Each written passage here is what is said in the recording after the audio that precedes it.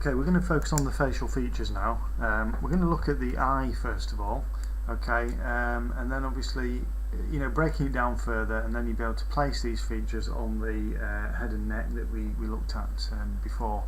Okay, now again with the eye, I think the important thing is to think about the anatomy. Think about, when you're drawing the eye, think about the eyeball. Okay, it's actually a sphere, spherical shape, or a ball, as the name suggests. Okay. And then over the ball you've got the eyelids. Okay. Now again with the eyelids, they're actually thicker than I think you sometimes appreciate. Okay, and they have quite distinct edges to them when you look close up at the eye. Okay. I mean, these are the around these edges are where you have your eyelashes. So we've got the upper lid and the lower lid. Sorry, my drawing's going a bit scratchy there. Okay, you see, so basically we've got this spherical shape. Think about the anatomy behind it. It will give you your drawings much more form and make them much more believable. Okay, again I'm going to use shading just to emphasise the form again. So we've got shading under the lower lid and shading under the edge of the upper lid. Think about the light source top right again. Okay, so there you've got basically more anatomically believable eye, and then on top of that you can begin to put in the iris and the pupil that make up the under the eye. Okay, I won't go into too much detail about that because I'm more concerned with the anatomy at the moment.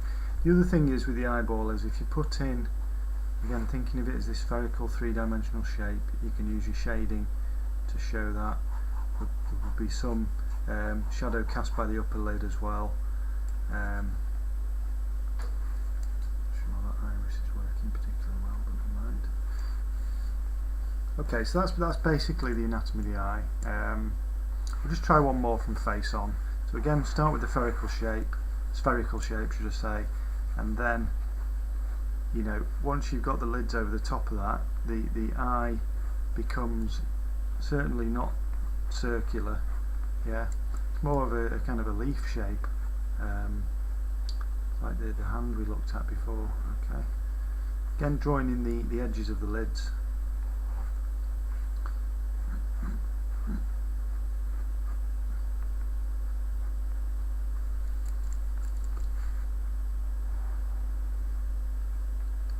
The upper lid, so you got this kind of fold where the upper lid joins the eye socket. And we can use shading just to emphasise the edge of the upper lid there. So I think this is clear on the camera. I'm using too many lines really, and then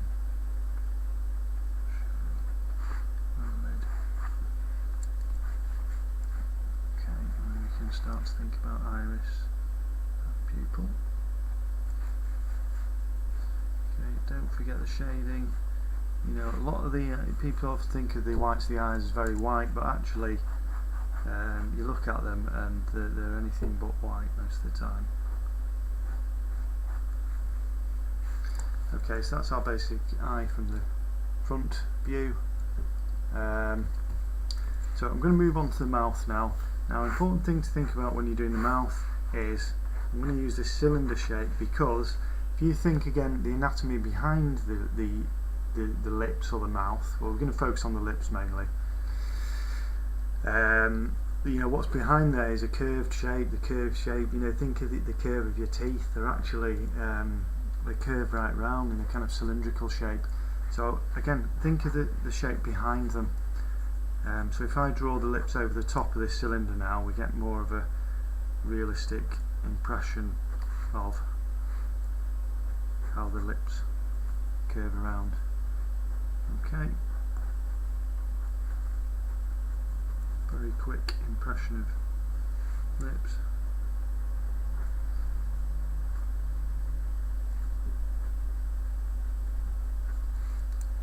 Okay, do the face on as well, where the curve isn't as apparent.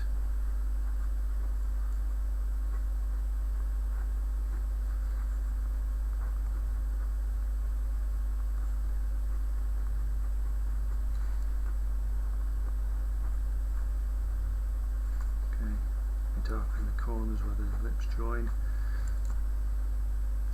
Again, not unlike the edges of the eyelids, the lips are really the edges, aren't they?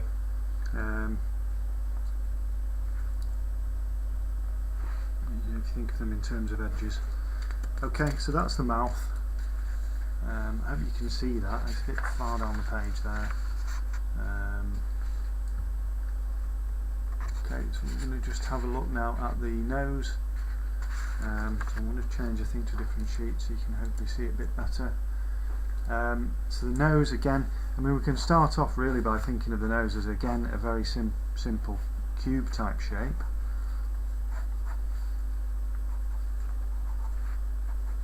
Okay. Really, bridge of the nose at the top here, side of the nose, and then the underside, bottom of the nose where the nostrils are. Really, it's this kind of shape, yeah. Now, if we want to think a bit more and then break the nose down further, we can then think of, a bit like we did with the arm earlier, think of the bridge of the nose as one shape.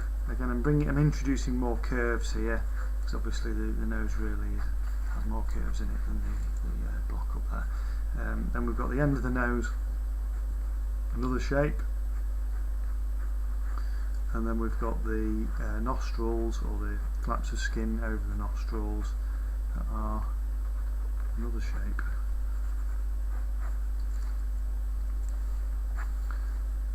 Okay, so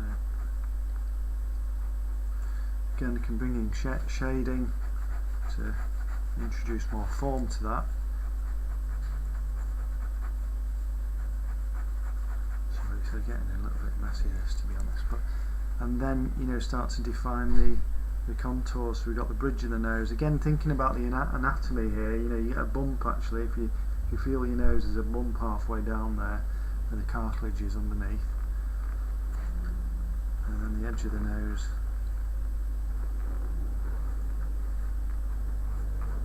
And the nostrils.